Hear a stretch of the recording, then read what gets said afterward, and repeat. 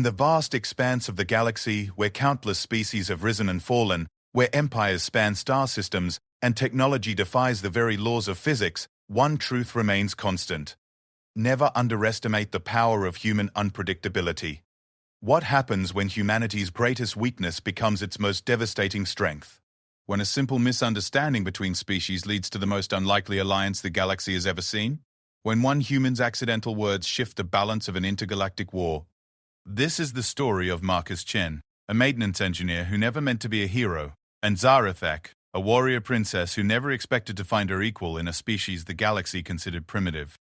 It's a tale of how humanity's chaotic nature, their ability to find beauty in the strangest places, and their talent for saying exactly the wrong thing at exactly the right time, changed everything. Sometimes the most powerful weapons aren't made of plasma or antimatter. Sometimes they're made of words, spoken without thought, carrying the weight of genuine emotion across the void between worlds. Get ready for a journey that proves why the galaxy learned to fear three simple words. Humans are here. Marcus Chen wiped the grease from his hands with a stained cloth, squinting at the massive fusion reactor that hummed before him like a sleeping giant. The maintenance bay of the trading station Kepler 442 was his domain, a place where broken things came to be fixed, and where he could work in blessed solitude. After 3 years servicing the mechanical hearts of dozens of alien vessels, he had learned that most species preferred to keep their distance from humans. Something about unpredictability, they said. Too chaotic, too emotional, too likely to do something that defied logic. Marcus preferred it that way. People were complicated. Machines made sense. The reactor belonged to a Veltar heavy cruiser, one of the most advanced warships in this sector of the galaxy. The Veltar were known throughout the civilized worlds as the ultimate warriors, a species that had never lost a war, never backed down from a fight, and never shown mercy to those who crossed them. Their ships were technological marvels powered by fusion cores that could generate enough energy to crack a moon in half. And this particular core was making a sound that it definitely should not be making. Marcus ran his scanner over the primary manifold, frowning at the readings. The harmonic resonance was all wrong, like a violin string tuned too tight. Left alone, this reactor would tear itself apart within a week, taking half the station with it. The Veltar engineering crew had been working on it for 6 days straight, their four-armed bodies moving with mechanical precision as they ran diagnostic after diagnostic. They were also completely wrong about what was causing the problem. Marcus had watched them through the observation window, noting how they approached the issue with typical Veltar methodology. Systematic, logical, and utterly inflexible. They were checking every component in sequence, running simulations, consulting their extensive databases.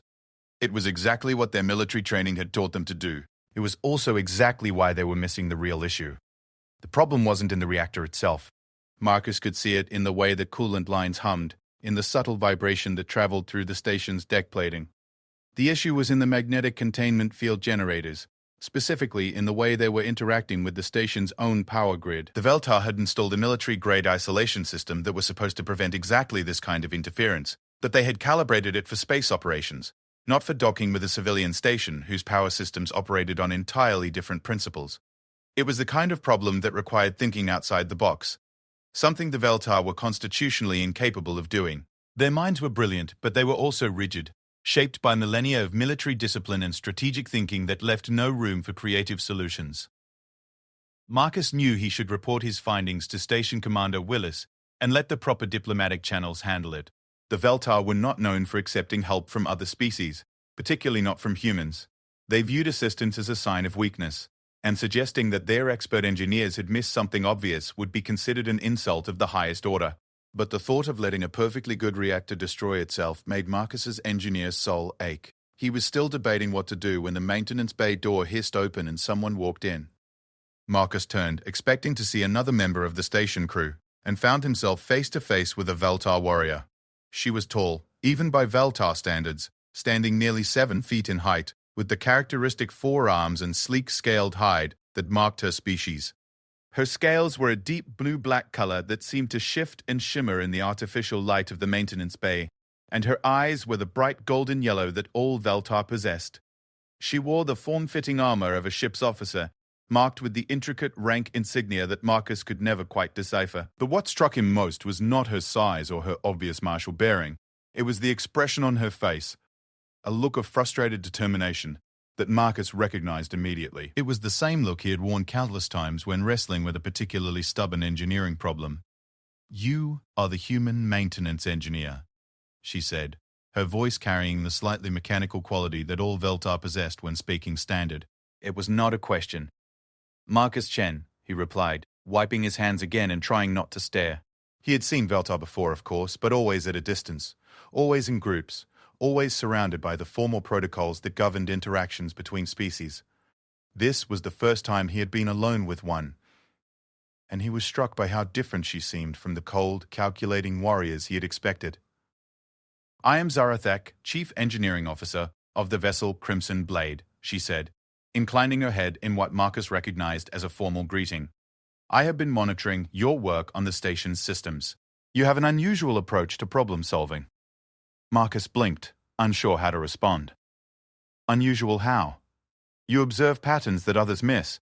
You see connections where logic suggests none should exist." She paused, studying him with those golden eyes. "Your species has a reputation for chaos, but your work suggests something different. Organized chaos, perhaps. Controlled unpredictability." It was probably the most backhanded compliment Marcus had ever received, but he found himself oddly pleased by it. "Most people just call it making things up as I go along, and yet your solutions work." Zarathek moved closer to the reactor, her eyes scanning the massive machine with the same intensity Marcus had seen in her fellow engineers. "We have been unable to identify the source of the harmonic instability. Our diagnostics show no flaws in the reactor systems, yet the problem persists." Marcus hesitated. This was his chance to either help or make a potentially catastrophic diplomatic mistake. The rational thing to do would be to express sympathy and recommend that she contact the station's official engineering department. Instead, he found himself saying, "It's not the reactor. It's the magnetic containment field interacting with the station's power grid. Your isolation system is calibrated for deep space operations, but it's not accounting for the phase variance in the station's generators." Zarathek went completely still. For a moment, Marcus wondered if he had just committed some kind of grave cultural offense. The Veltar were proud of their engineering prowess, and suggesting that they had overlooked something so fundamental was exactly the kind of thing that could spark an incident. Then she moved, all four arms dancing across the reactor's control interface with fluid precision. Data streams flowed across the holographic displays showing power curves and harmonic analyses that Marcus could barely follow. He watched her work, noting the way her movements seemed almost choreographed, each gesture flowing seamlessly into the next. "Show me," she said, without looking away from the displays. Marcus approached the console, acutely aware of how small he felt next to her imposing frame. He pulled up the diagnostic interface he had been using, pointing to the frequency analysis that had first caught his attention. "Here," he said, highlighting the relevant data. "See how the magnetic field oscillation matches the station's power cycle? It's creating a resonance feedback that's putting stress on the containment matrix.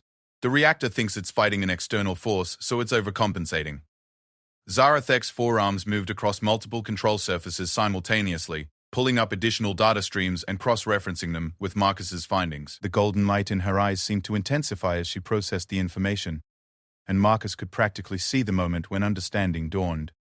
"The phase variance," she said, her voice carrying a note of something that might have been amazement. "It is so subtle that our senses dismissed it as background noise, but accumulated over time, it builds up like water behind a dam," Marcus finished. "Eventually, something has to give." She turned to face him then, and Marcus was startled to see something in her expression that he had never expected to find in a Veltar warrior. Respect. "Your insight is remarkable," she said. "In 6 days of intensive analysis, my team failed to identify what you saw in moments of observation." Marcus felt heat rising in his cheeks. "It's not that remarkable. Sometimes it just takes fresh eyes to see things differently." "No," Zarathek said, her voice carrying a certainty that made Marcus look up at her.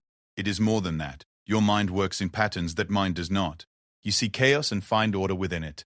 You take disparate elements and forge them into solutions that should not work, yet do." There was something in her tone, something that made Marcus's heart skip a beat. It took him a moment to recognize what it was.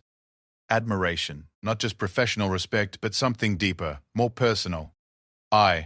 Marcus started, then stopped, unsure what to say. He had spent most of his life being told that his unconventional thinking was a liability, that his tendency to see patterns where others saw randomness made him unreliable. To have someone not just accept that aspect of his personality, but actually admire it, was overwhelming. "You are." Zarathek paused, as if searching for the right words in standard. "You are beautiful when you work.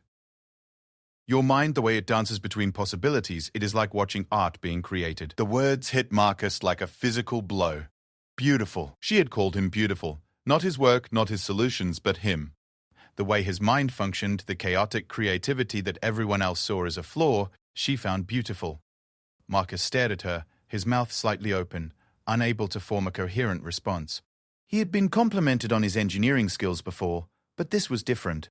This felt personal, in a way that made his chest tight and his thoughts scattered. Zarathek seemed to realize what she had said because her scale shifted color slightly, taking on a deeper, richer hue that Marcus instinctively understood was the Veltar equivalent of a blush. Her 4 hands moved in what looked like a nervous gesture, adjusting controls that did not need adjusting. That is... She started, her normally precise speech faltering. I did not mean to speak so informally. Your skills are professionally admirable, but the damage was done. Or perhaps the magic was created.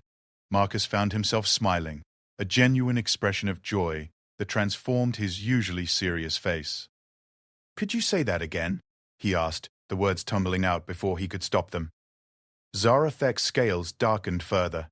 "Say what again?" "The thing about being beautiful, about my mind being like art." Marcus felt his own face heating up, but he pushed forward anyway. "I've never heard anyone describe the way I think like that before. It was nice."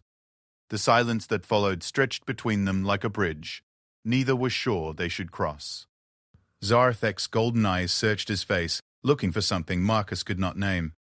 When she spoke again, her voice was softer, more personal than he had ever heard a Veltar sound. "You are beautiful when you work," she repeated, each word carefully enunciated. "Your mind dances between possibilities like a warrior in battle, finding paths that others cannot see. It is like watching the birth of stars, chaotic and magnificent and utterly unique." Marcus felt something shift inside his chest, a warmth that had nothing to do with the fusion reactor humming nearby. "Thank you," he said, his voice barely above a whisper. They stood there for a moment, 2 beings from different worlds, different species, different ways of thinking, connected by something neither fully understood. The maintenance bay around them seemed to fade away, leaving only the space between them and the strange electricity that crackled in the air. Then Zarathek's communicator chimed, breaking the spell. "Chief Engineer," came a voice speaking in the liquid syllables of Veltar language. Marcus could not understand the words, but he could hear the urgency in the tone. Zarathek responded in her own language, her voice shifting back to the crisp, professional tone of a military officer. But when she looked at Marcus again, something had changed in her expression. There was a softness there that had not been there before, a vulnerability that seemed utterly at odds with everything he knew about her species. "I must return to my duties," she said. "But would you be willing to assist with the recalibration? Your insights would be valuable." Marcus nodded, not trusting his voice. As she turned to leave, he called out, "Zarathek?" She paused at the door, looking back over her shoulder. "Your thinking is beautiful too," Marcus said. "The way you process information, how you can see the big picture and the tiny details all at once. It's like watching a symphony conductor who knows every note before it's played." The color shift in her scales was unmistakable now, a deep blue-purple that seemed to glow from within. She stared at him for a long moment, then inclined her head in that formal gesture that somehow felt anything but formal. "Until tomorrow, Marcus Chen," she said. And there was a promise in those words that made his heart race. As the door hissed shut behind her, Marcus slumped against the reactor housing, his mind reeling. What had just happened? He had complimented a Veltar warrior on her thinking, and she had not only accepted it but seemed pleased by it. More than pleased. He thought about the way she had described his mind, the genuine admiration in her voice when she called him beautiful. No one had ever seen his chaotic creativity as anything but a necessary evil, a useful quirk that produced results despite being fundamentally flawed.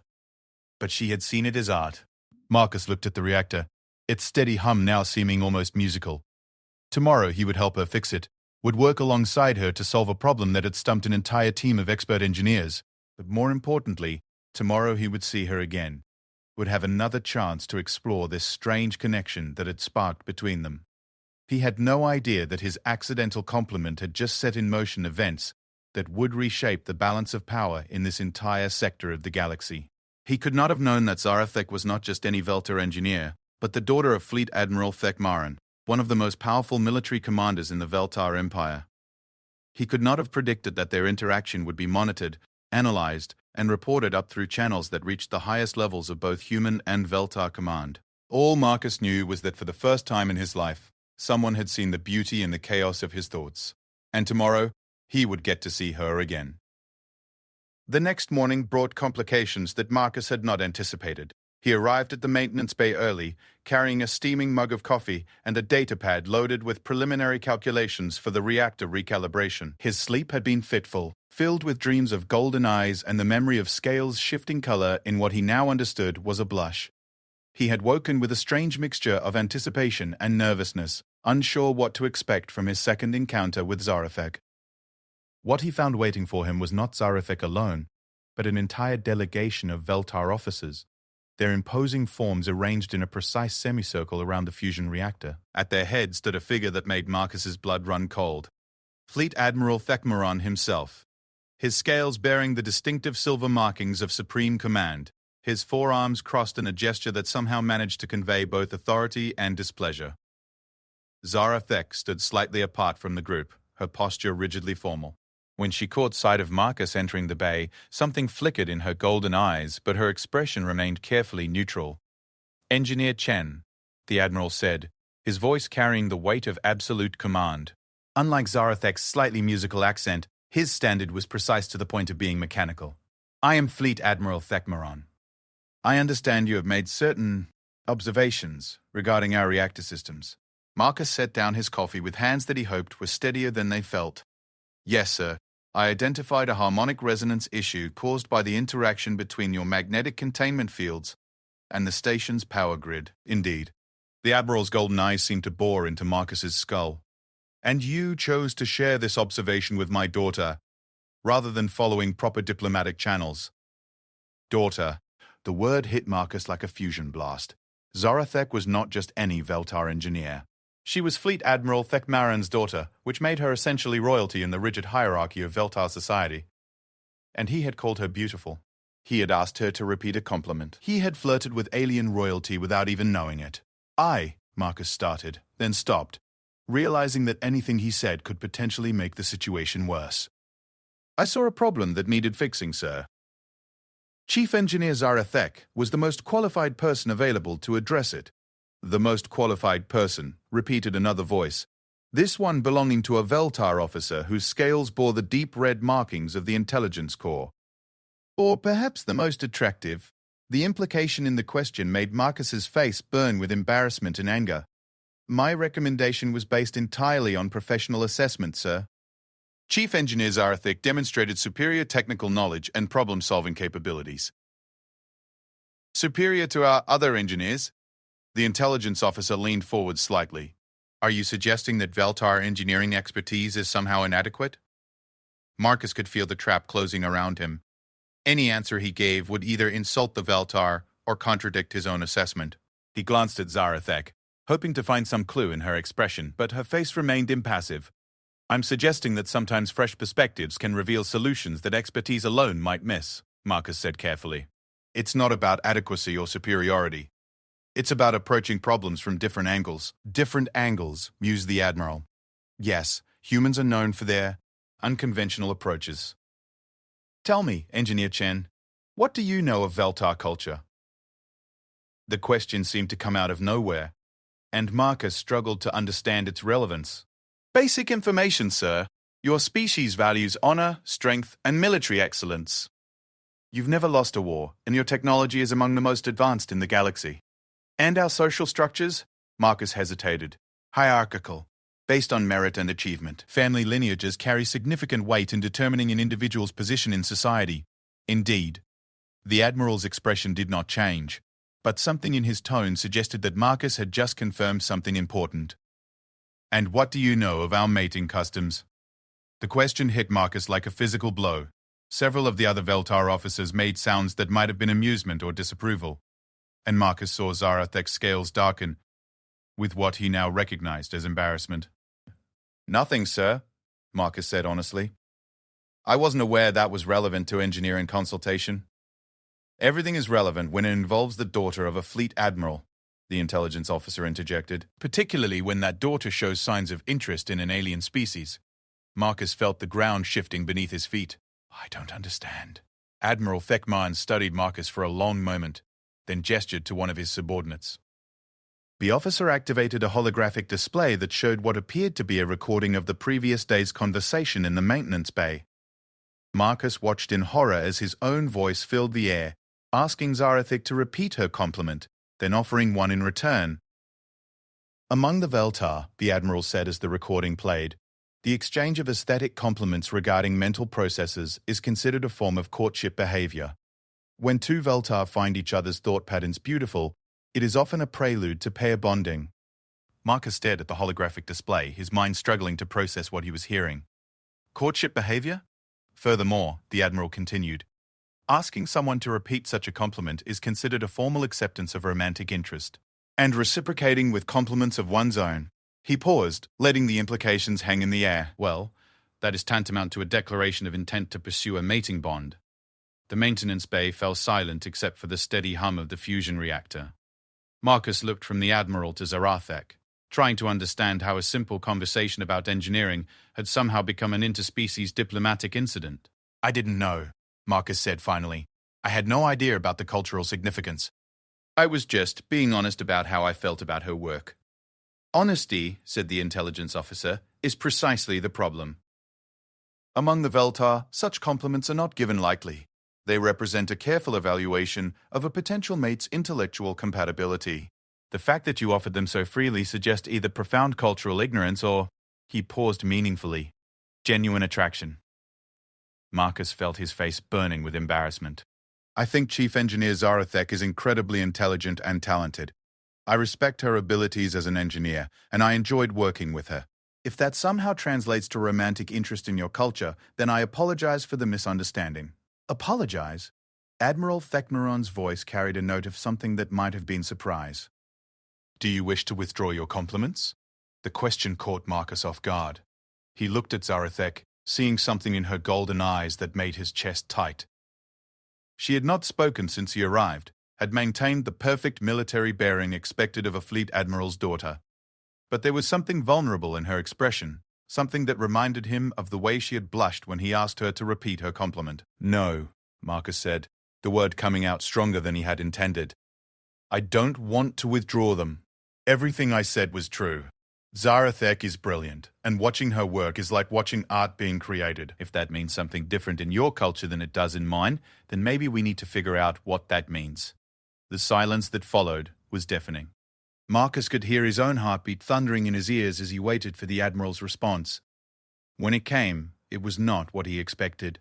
"Interesting," the Admiral said, his tone thoughtful rather than angry. "You maintain your position even when informed of its implications. That suggests either remarkable courage or remarkable stupidity." "Probably stupidity, sir," Marcus admitted. "But I've never been good at saying things I don't mean just because it would be easier." Admiral Thekmaron made a sound that Marcus realized with shock was laughter. It was a strange sound, like wind chimes made of metal, but it was unmistakably amused. "Commander Velkith," the Admiral said to the intelligence officer, "what is your assessment of the human psychological profile?" The intelligence officer consulted a datapad that Marcus had not noticed him carrying. Psychological evaluation indicates high levels of integrity, creativity, and what humans call emotional intelligence. No signs of deception or ulterior motives. His compliments appear to be genuine expressions of admiration, rather than calculated attempts at manipulation. And his technical assessment of our reactor problem? Accurate in every detail. His solution will resolve the harmonic instability with minimal effort and no risk to ship operations. Admiral Thekmaron nodded slowly, then turned his attention back to Marcus. "Tell me, Engineer Chen, what do you know of human diplomatic history with other species?" Marcus blinked, confused by the apparent change of subject. "Basic information, sir. We're relatively new to the galactic community. Most other species consider us unpredictable, but generally harmless." "Unpredictable? Yes, harmless." The Admiral paused. "That remains to be seen. Do you know why most species avoid close contact with humans?" Our reputation for chaos, I suppose. Most people think we're too emotional and irrational to be reliable partners. And yet, the Admiral said, in the past 5 years, human colonies have successfully mediated 3 separate territorial disputes that had stumped galactic diplomats for decades. Human traders have established profitable relationships with species that had been considered impossible to work with. And human engineers have solved technical problems that had been plaguing various worlds for generations. Marcus had heard about some of these successes, but he had never considered them in the context the Admiral was presenting. I don't understand the connection, sir. The connection, said Zarathek, speaking for the first time since Marcus had arrived. Is that what other species call chaos? We might call adaptability? Admiral Thekmaron nodded approvingly at his daughter's comment. The Veltar Empire has dominated this sector for over a millennium through superior technology and strategic thinking. But we have reached the limits of what pure logic can accomplish. Our enemies have learned to predict our tactics because our thinking is rigid, systematic, and ultimately limited by our own success. What you did yesterday, the intelligence officer added, identifying a problem that our experts missed, finding a creative solution to a technical challenge that represents exactly the kind of thinking our military needs. Marcus felt like he was trying to follow a conversation that had jumped tracks somewhere along the way. Are you saying you want my help with engineering problems? We are saying, Admiral Thekmaron replied, that the Veltar Empire is interested in exploring closer relationships with humanity. Cultural exchange, technological cooperation, perhaps even strategic alliance. And my daughter, the Admiral continued, his golden eyes fixing on Marcus with laser intensity, appears to be interested in exploring a closer relationship with you specifically. Marcus's heart stopped. He looked at Zarathek, seeing the color shift in her scales that he now knew was a blush, seeing the way her 4 hands moved nervously even as she maintained her military bearing. Is that true? Marcus asked her directly, ignoring protocol and diplomacy in favor of the honesty that had gotten him into this situation in the first place. Zarathek met his eyes, and Marcus saw a flash of the warmth he remembered from their conversation the day before. Your mind fascinates me, she said simply. The way you see patterns others miss. The way you find beauty in chaos. It is unlike anything in my experience. I would like to learn more about how you think. And I would like to learn more about you, Marcus replied, feeling his face heat up again. About your culture, your people, the way you see the galaxy. If that's what yesterday was about, if there's some kind of courtship ritual involved, then I want to understand it properly. Admiral Thekmaron exchanged glances with his officers, some kind of silent communication passing between them. When he turned back to Marcus, his expression was thoughtful. Very well, the Admiral said. We will arrange for cultural exchange protocols. Zarathek will serve as your liaison for engineering cooperation, and you will serve as her guide to human thinking processes. Consider it a pilot program for potential alliance discussions. Pilot program, Marcus repeated, trying to process the magnitude of what was being suggested. Between our species.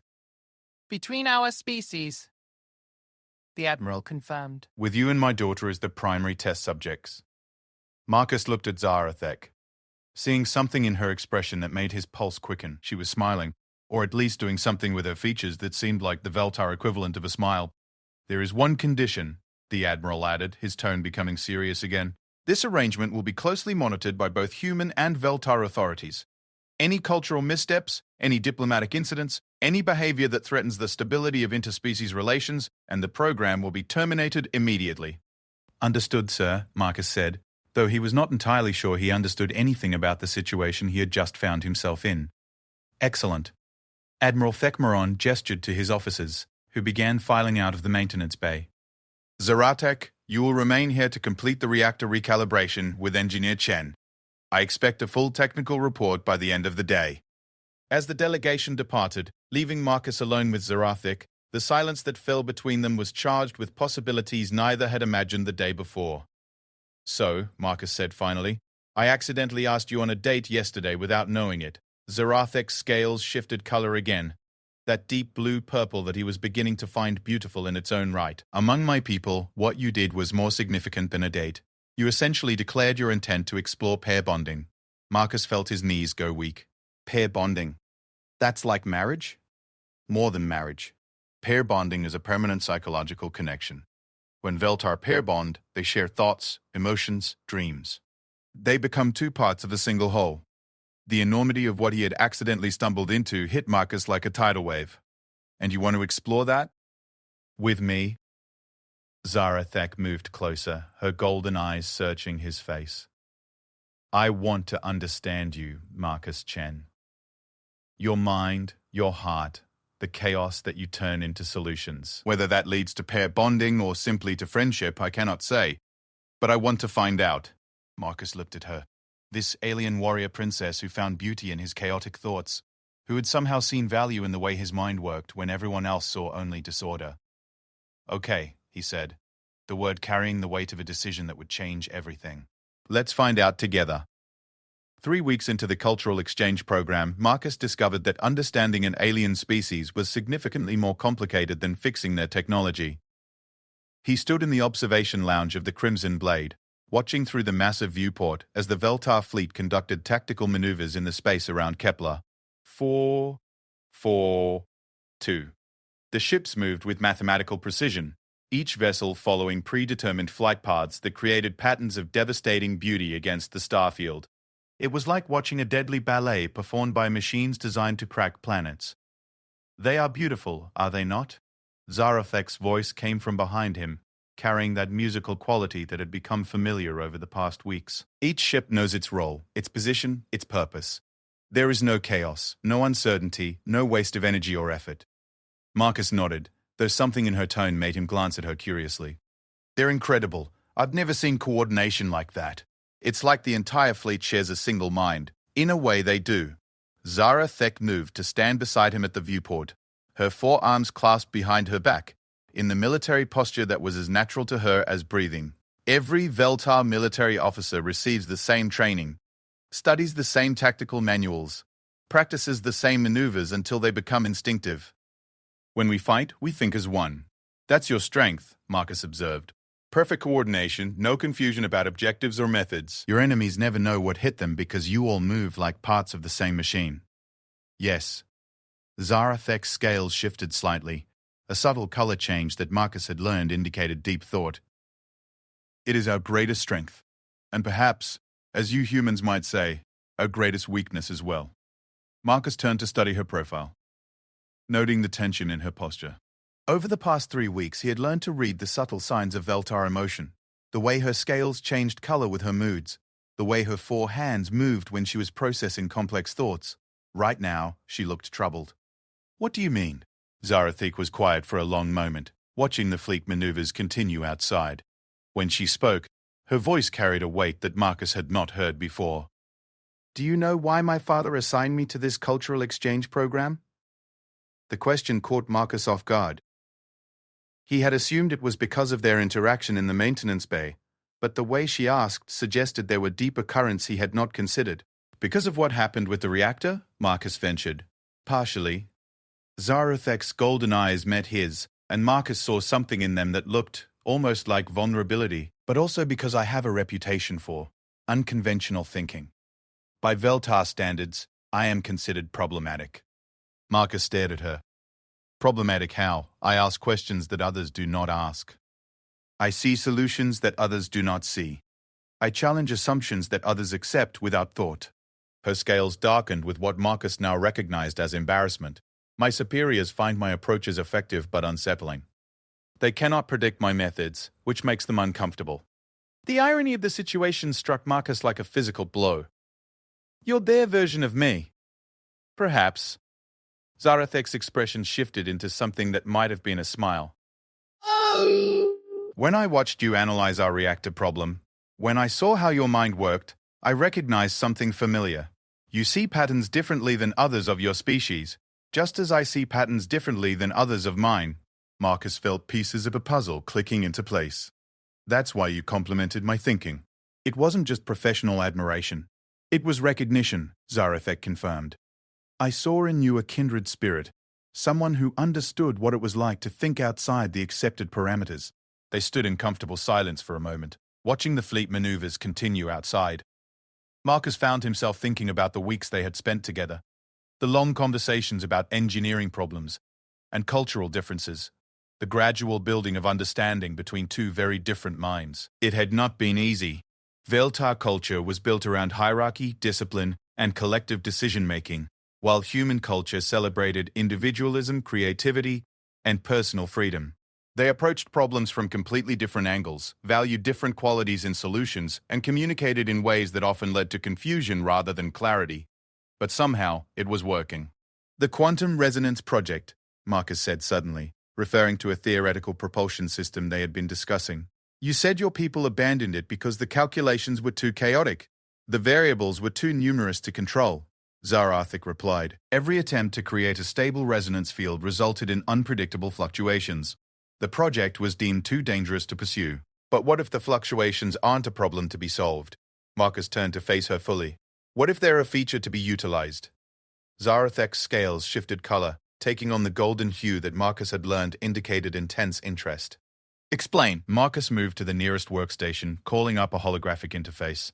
His hands danced across the controls, pulling up technical specifications and theoretical models that he had been studying during his time on the Veltar ship.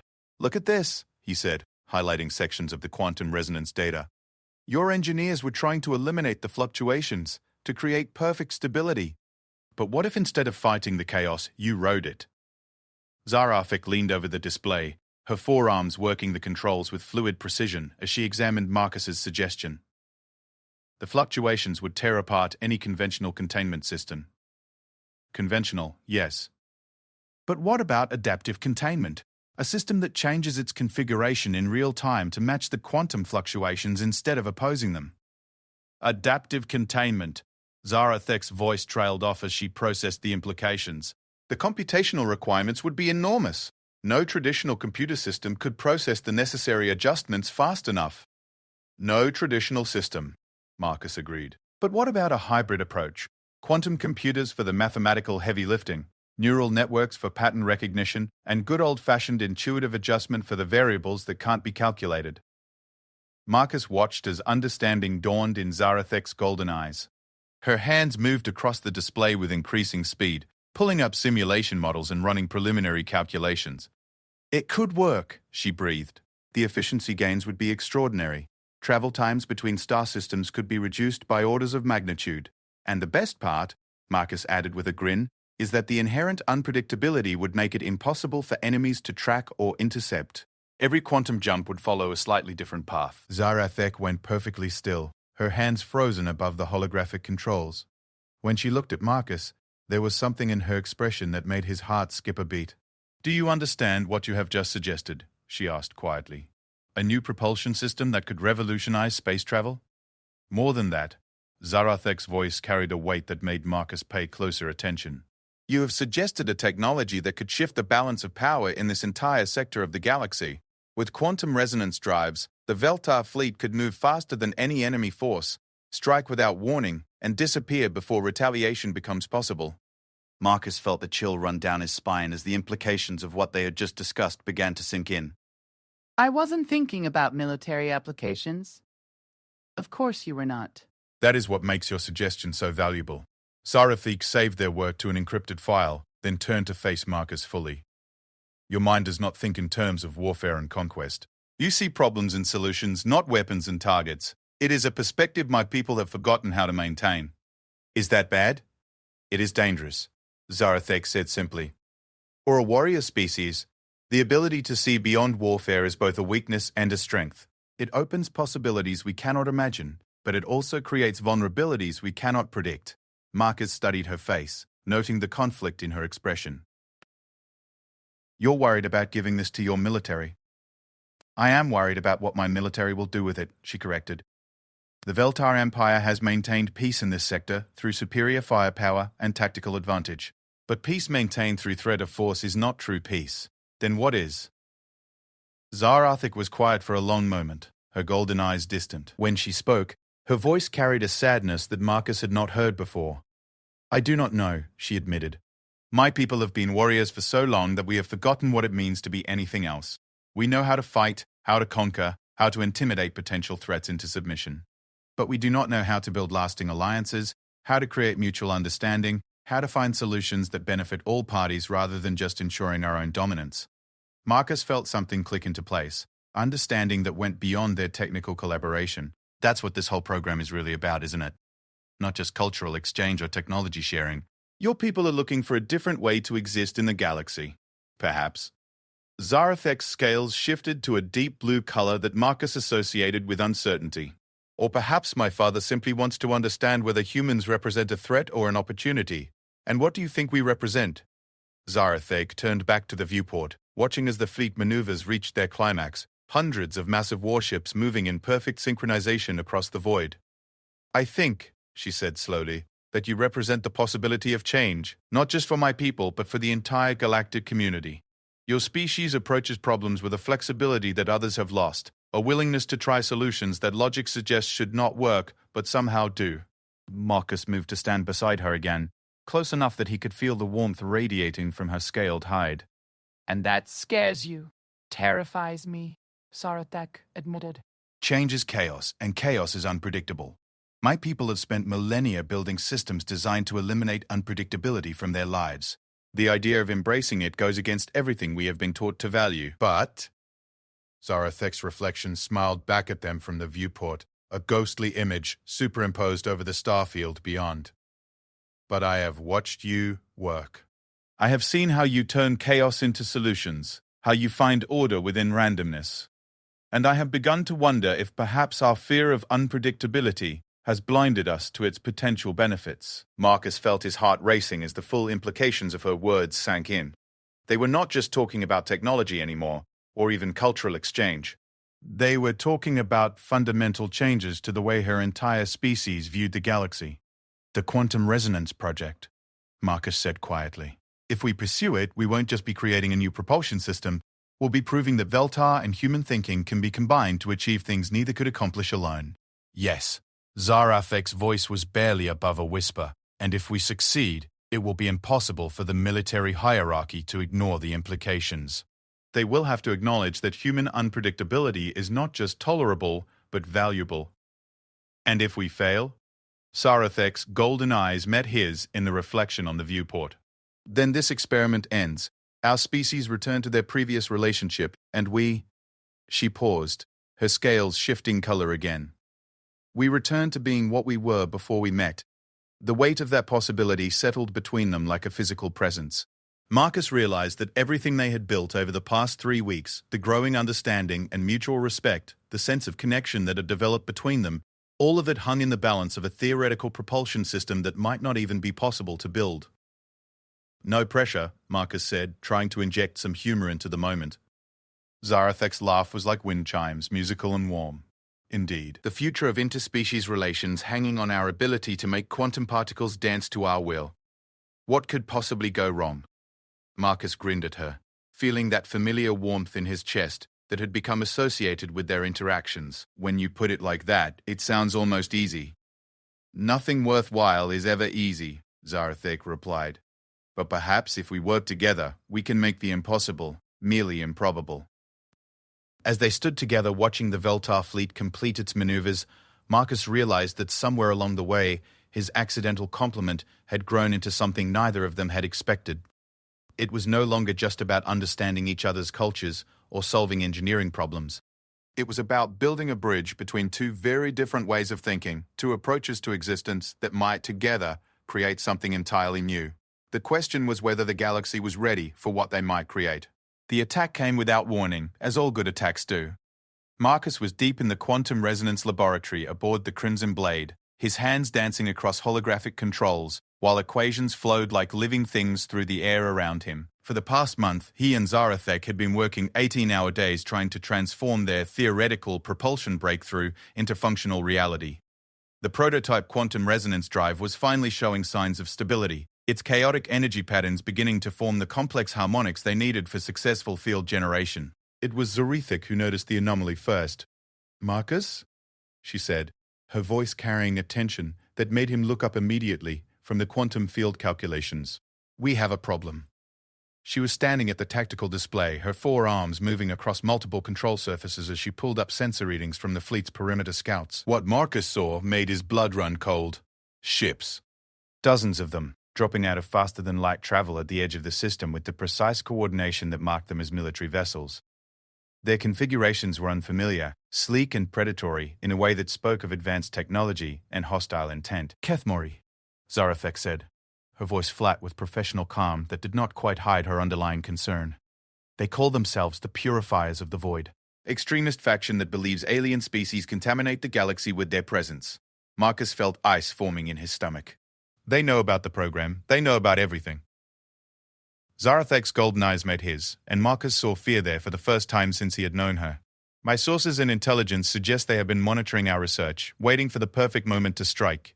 The laboratory's communication system activated, filling the air with Admiral Thekmeron's voice. All hands to battle stations. This is not a drill. Unknown vessels have entered the system and are broadcasting demands for the immediate termination of the Human Veltar Cooperation Program.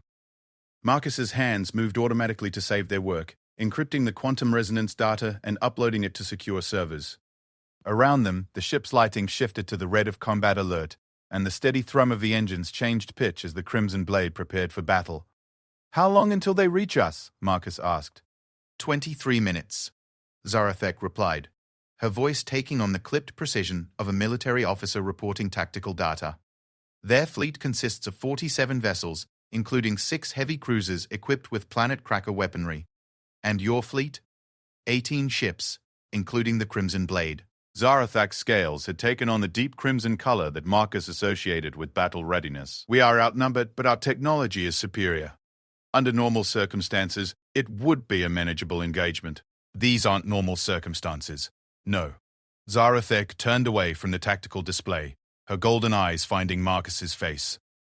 They are not here for conquest or territory. They are here to eliminate every trace of cooperation between our species. That includes destroying all evidence of our research and everyone involved in it. Yes. The simple affirmation hung between them like a death sentence. Marcus looked around the laboratory, at the months of work they had poured into understanding each other's technologies and finding ways to combine them into something greater than either species could achieve alone. All of it would be destroyed, erased from existence by fanatics who believed the galaxy was better off without diversity. There has to be something we can do, Marcus said. Zarathek's expression was grim. My father is already implementing defensive strategies. The fleet will arrange itself in a protective formation around Kepler 442, using the station's shields to create overlapping defensive fields. It is a sound tactical approach that will maximize our chances of survival. But survival is not victory. The Kethmori have enough firepower to reduce this entire system to debris if they are willing to accept significant losses. And fanatics are always willing to accept significant losses. Marcus stared at the tactical display, watching as the enemy fleet continued its approach. Red icons moved across the holographic star chart like drops of blood spreading through water, each one representing enough destructive power to level a city. Then, an idea struck him, so audacious and unlikely that he almost dismissed it immediately. Almost. The quantum resonance drive, Marcus said suddenly. Is it functional? Zarathek blinked in surprise. The prototype, it has only been tested under laboratory conditions. We have no idea if it would function under the stress of actual space travel, let alone combat maneuvers. But could it function? Theoretically? Theoretically, yes. But Marcus, even if we could install it in a ship, the power requirements alone would. What if we didn't use it for propulsion? Marcus interrupted, his mind racing through possibilities. What if we used it as a weapon? Zarathek went perfectly still. Explain. Marcus moved to the quantum field display, his hands pulling up the resonance patterns they had been working on. Look at these harmonic frequencies. Every time we achieve stable resonance, we create a quantum field that exists in multiple dimensions simultaneously. What if we could project that field externally? Project it how? Through the ship's main deflector array.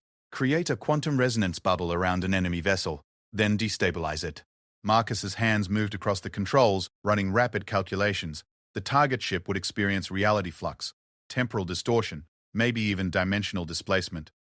Zarathek's forearms moved with increasing speed as she analyzed Marcus's proposal. The energy requirements would be enormous, and the risk of cascade failure would be unacceptable under normal circumstances. Marcus agreed. But these aren't normal circumstances. If the Kethmori destroy us, they destroy everything we've built. But if we can prove that human Veltar cooperation can create technologies that neither species could develop alone, we change the entire paradigm of interspecies relations. Zarathek finished. Instead of viewing cooperation as weakness, Other species would see it as a source of strength. The laboratory's communication system activated again, this time carrying the voice of a Kathmori commander. The words were spoken in heavily accented standard, thick with contempt and righteous fury. Veltar vessels, you have 15 minutes to surrender the human contamination agents and all records of your illegal cooperation programs. Comply, and your deaths will be swift. Resist, and we will demonstrate why the galaxy must remain pure. Marcus looked at Zarathek, seeing his own determination reflected in her golden eyes. How long to modify the deflector array? 10 minutes if we work together. Zarathek's hands were already moving, pulling up engineering schematics and power distribution charts. But Marcus, if this fails, then we fail doing something impossible, instead of dying doing something predictable. Marcus moved to the secondary workstation, his fingers finding familiar patterns among alien controls. Besides, you told me once that my mind was beautiful when I worked. Let's see if that beauty can save both our species. What followed was the most intense 10 minutes of Marcus's life. He and Zarathek worked with a synchronization that transcended their different anatomies and thought processes, their minds linking in a way that made their earlier collaboration seem clumsy by comparison. She handled the quantum field calculations while he managed the power distribution systems. She routed the resonance frequencies through the ship's primary systems while he recalibrated the deflector array to handle energies it was never designed to contain. They spoke in a rapid-fire mixture of technical jargon and intuitive understanding, each anticipating the other's needs before they were voiced. Marcus found himself thinking in patterns that felt almost Veltar in their precision, while Zarathek's solutions took on a creative flexibility that was purely human. With 3 minutes to spare, they had a working system. It was crude, dangerous, and absolutely unprecedented. The quantum resonance projector they had created existed nowhere in any database, followed no established engineering principles, and violated several fundamental laws of physics. It was exactly the kind of impossible solution that could only emerge from the collision of human creativity and Veltar technological mastery. All ships, this is Admiral Thekmeron, came the voice over the communication system. Kathmori vessels have crossed into engagement range. All units are authorized to return fire. May the ancestors guide your aim. Through the laboratory's viewport, Marcus could see the first exchange of weapons fire lighting up the darkness of space. Veltar plasma cannons painted brilliant lines of destruction across the void, while Kathmori return fire sparkled like deadly fireworks against the deflector shields of the defending fleet. Target acquired, Zarathek announced, her voice carrying the calm professionalism of a seasoned warrior. Kathmori Heavy Cruiser, designated Alpha 7. Range, 40,000 kilometers. Marcus's hands moved across the quantum resonance controls, feeling the alien technology respond to his touch like a musical instrument being tuned. Quantum field generators online. Resonance patterns stable. Ready to fire on your command. This is unprecedented, Zarathek said, but Marcus could hear excitement beneath her concern. No one has ever used quantum resonance as a tactical weapon. We have no idea what will happen. Only one way to find out. Marcus looked at her, seeing his own mixture of terror and anticipation reflected in her golden eyes. Together? Together. Zarathek's primary hand covered his on the firing control. On my mark. 3, 2, 1, fire. The quantum resonance projector unleashed forces that had no name in any language. Reality twisted around the targeted Kathmori cruiser, like a soap bubble being stretched to its breaking point. Space itself seemed to ripple and flow, creating visual distortions that hurt to look at directly. For a moment, nothing happened. Then the enemy cruiser simply stopped. Not like a ship losing power or suffering engine failure, but like a painting frozen in time.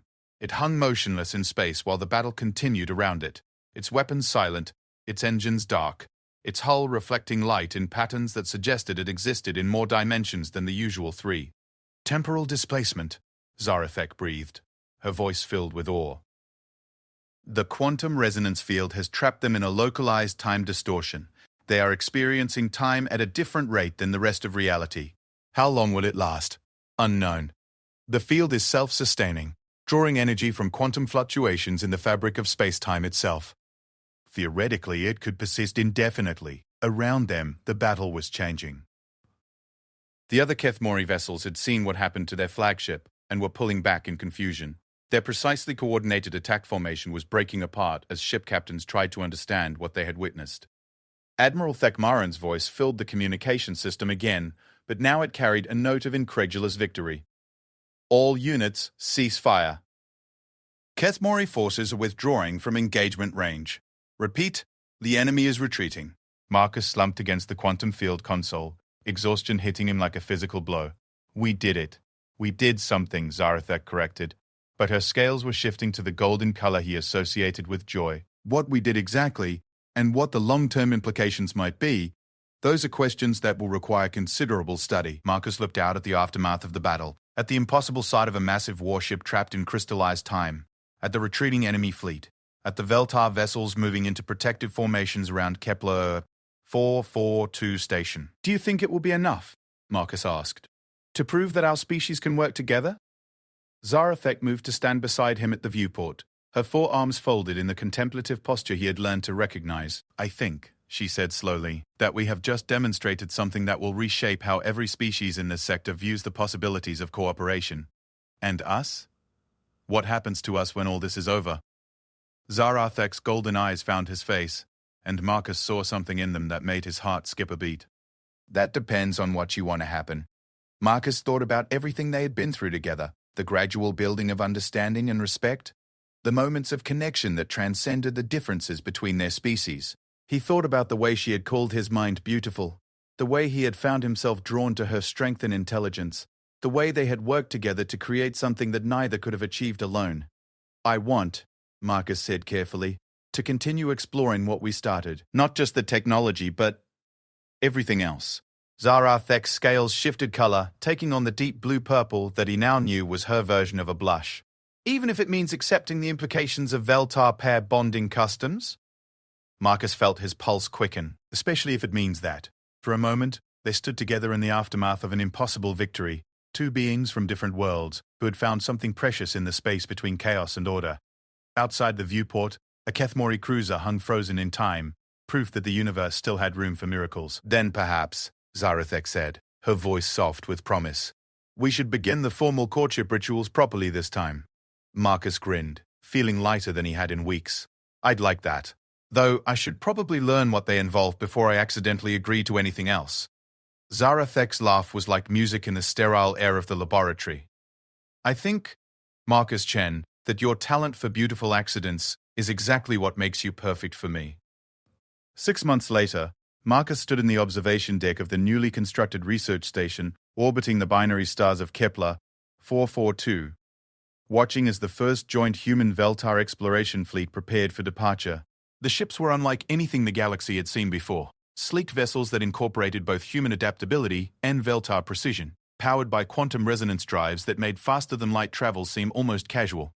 The past months had been a whirlwind of change that no one could have predicted. The Battle of Kepler 442, as historians were already calling it, had sent shockwaves through the galactic community. News of the quantum resonance weapon had spread faster than any conventional communication system, carrying with it questions that challenged fundamental assumptions about technological development and interspecies cooperation. Within weeks of the Kethmori retreat, delegations from dozens of species had arrived at Kepler 442, all seeking to understand how two supposedly incompatible civilizations had created something that surpassed anything in their individual arsenals.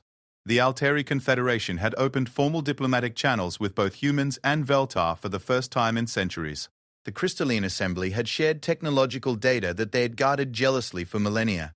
Even the notoriously xenophobic Voidwalkers had sent observers to witness the impossible collaboration firsthand. But for Marcus, the most important changes had been far more personal. The quantum field calculations are complete. Zarathek's voice came from behind him, carrying the familiar musical quality that still made his heart skip a beat. The exploration fleet should be able to reach the Andromeda approach within 3 standard days. Marcus turned to find her approaching, her scales showing the deep blue coloration that he had learned indicated both professional satisfaction and personal contentment. In the months since their relationship had moved from accidental courtship to formal pair bonding rituals, Marcus had discovered that Veltar emotional expression was far more complex and nuanced than most species realized. 3 days, Marcus mused, moving to stand beside her at the observation viewport.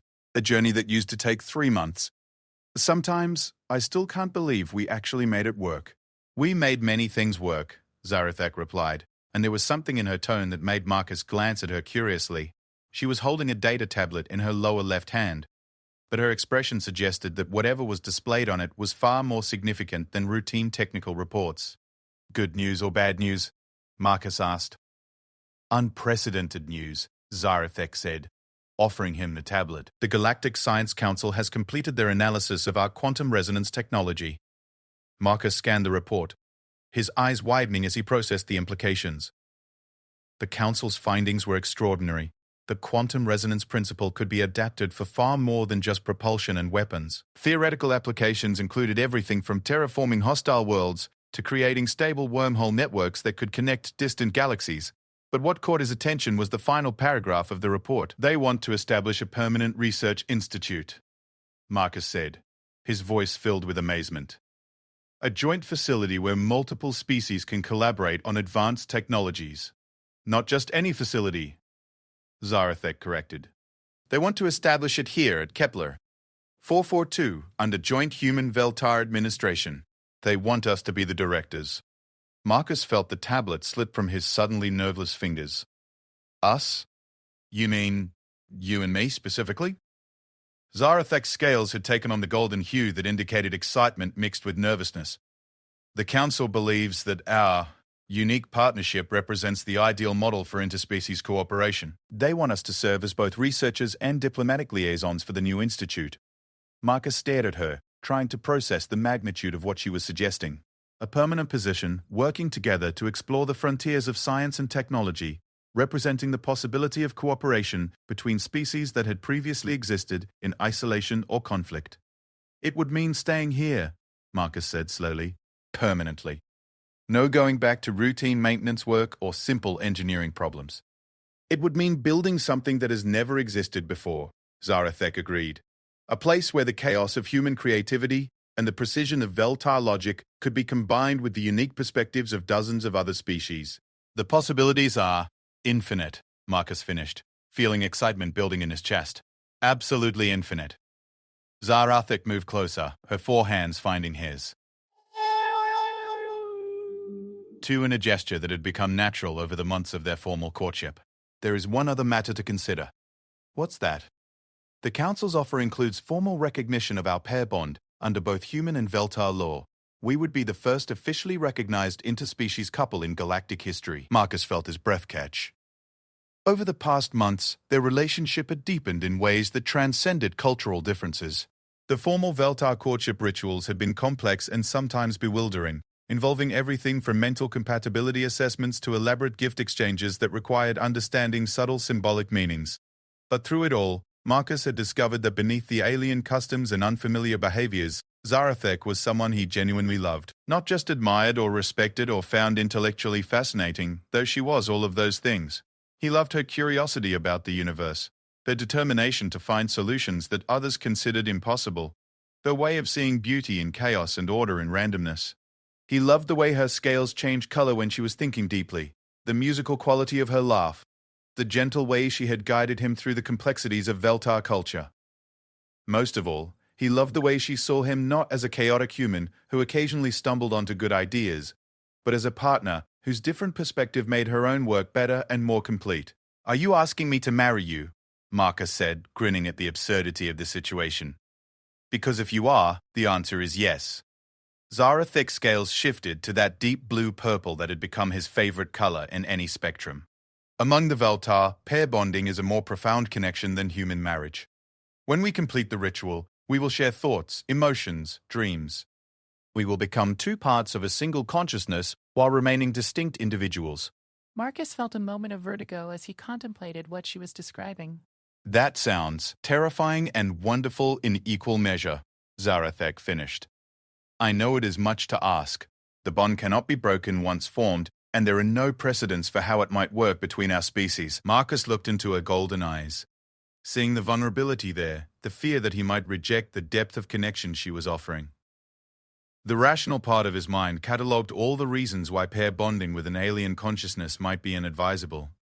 They came from different worlds, different evolutionary paths, different ways of understanding reality itself. But Marcus had never been particularly rational. "When do we start?" he asked. The joy that lit up Zarathek's features was like watching a star being born. Her scales shifted through a spectrum of colors that Marcus was still learning to interpret, settling finally on a warm golden hue that seemed to glow from within. "The ceremony can take place whenever we choose," she said. "Though tradition suggests we should wait until after the new research institute is formally established, how long will that take? 3 months, perhaps 4.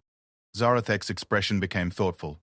Long enough for the other species to send their representatives, for the facility to be constructed, for the protocols of interspecies cooperation to be established. Marcus nodded, then paused as another thought occurred to him.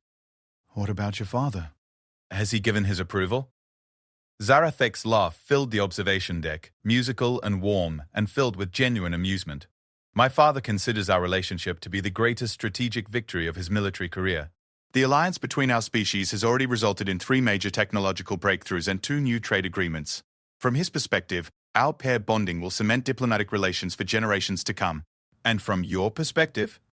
Zarathek moved closer, her hands finding his face with a gentleness that still surprised him after all these months. "From my perspective, I found someone whose mind complements mine in ways I never imagined possible. Someone who sees beauty in chaos and finds order in randomness. Someone who makes me want to explore possibilities that I never considered before."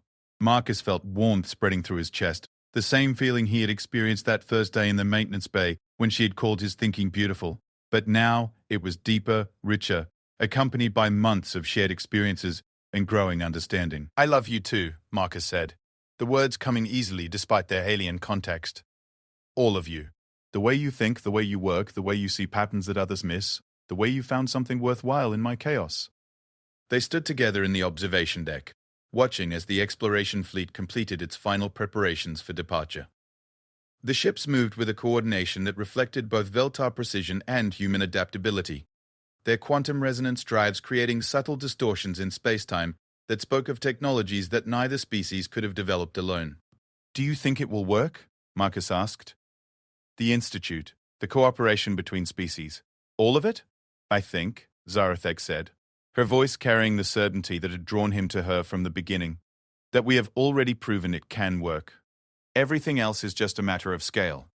Marcus grinned, feeling that familiar excitement that came with approaching an impossible problem. "I've always been good at scaling up impossible solutions, and I have always been good at finding the logical framework to make impossible solutions practical," Zarathek replied. "Together, we should be able to handle whatever challenges arise." As if summoned by their words, Marcus's communication device chimed with an incoming message. He glanced at the display and felt his eyebrows rise in surprise. "What is it?" Zarathek asked, noting his expression. "Message from Earth," Marcus said, reading the text with growing amazement. "From the Terran Science Council. They want to know if we'd be interested in consulting on a project to create quantum resonance networks linking all the human colonies." Zarathek's scales shifted to the golden color that indicated intense interest. "How many colonies?" 47 worlds, scattered across 12 sectors. Marcus looked up from his,